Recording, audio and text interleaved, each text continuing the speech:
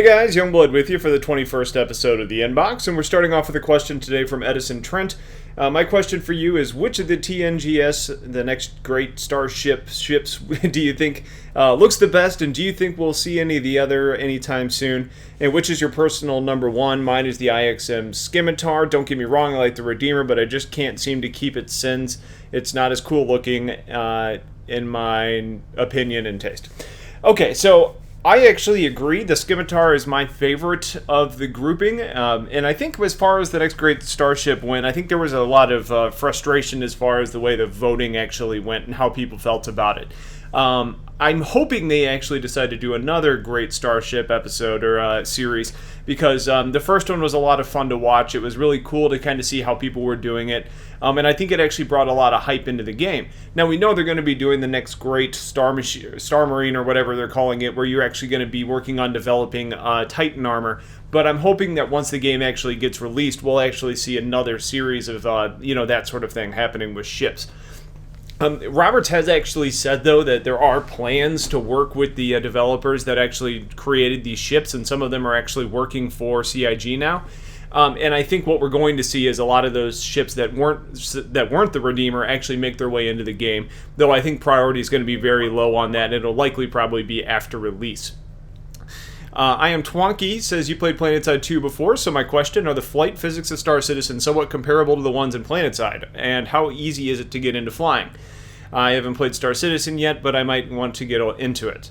The flight mechanics are nothing alike.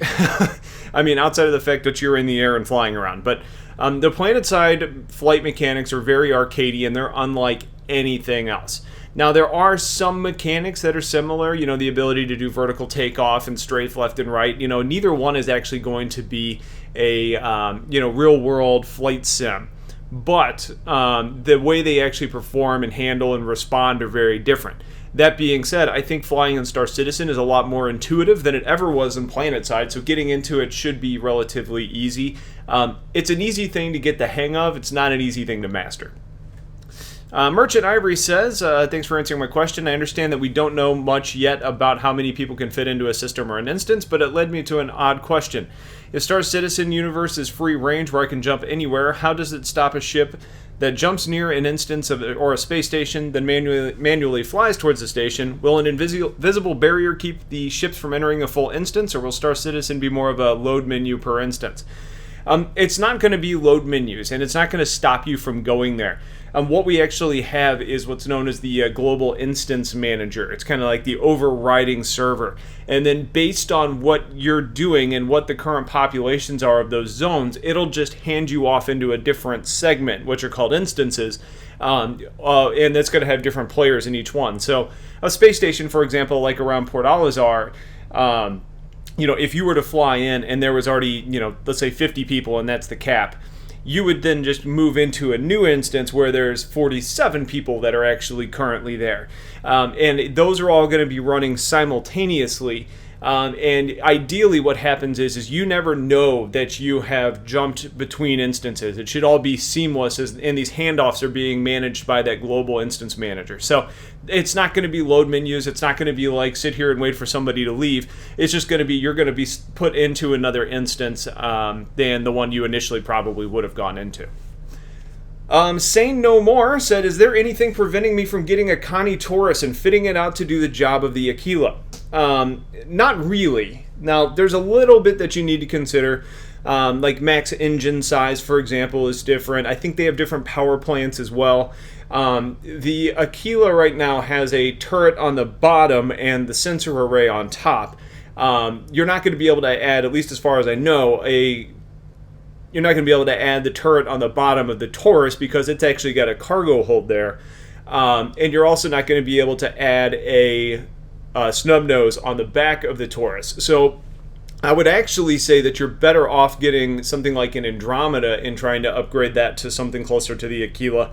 because the Taurus is the one that's got it's a bigger hull difference. It's going to have more things that are preventing you from really doing what you want. So you can absolutely make upgrades to make it similar, but if you want the sensor array, you're going to be sacrificing your only turret, and when you don't have a snub nose on the Taurus either, that's kind of a dangerous proposition. So you can get it close, but it's going to be hard, and you're never going to get that bubble cockpit that the Aquila has. Justin Garrett says, STL, 4 exclamation points. Yo!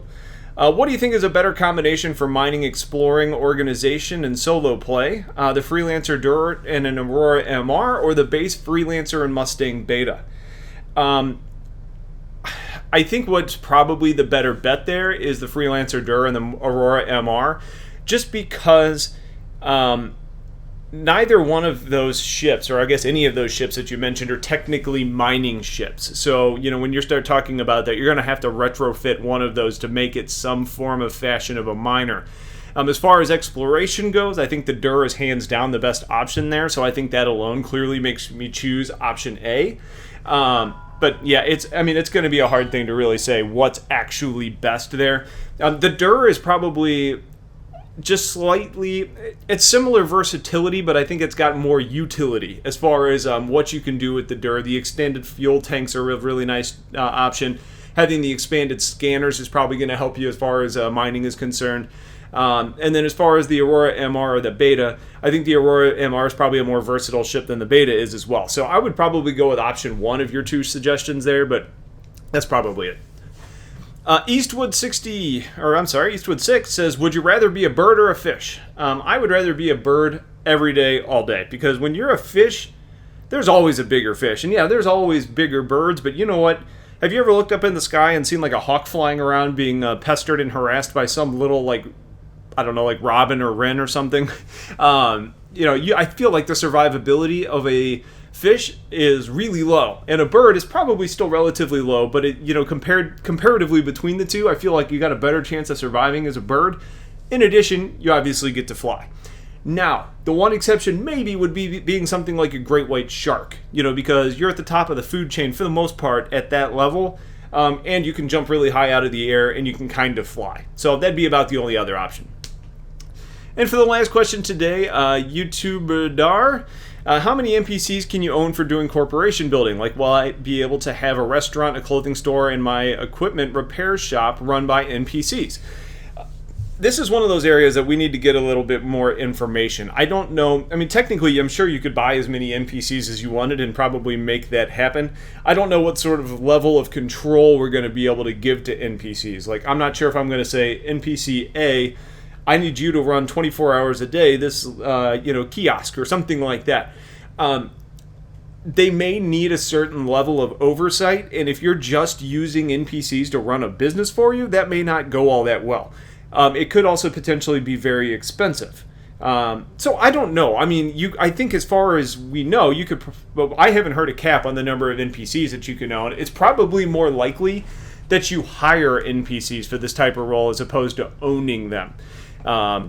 But again, we need more we need to see information about the economy, we need to see information about NPCs, we need to see information about owning businesses. There's a lot of pieces to this question that we just don't know answers to yet. So it's a hard question to answer, but I don't think the number of NPCs is going to be a problem. It ends up being more a question of practicality. What is an easy thing to do in maintaining a certain level of profitability? So that's going to be it for this episode. I appreciate you guys watching. As always, stay tuned for more, and I'll talk to you guys later. Take care.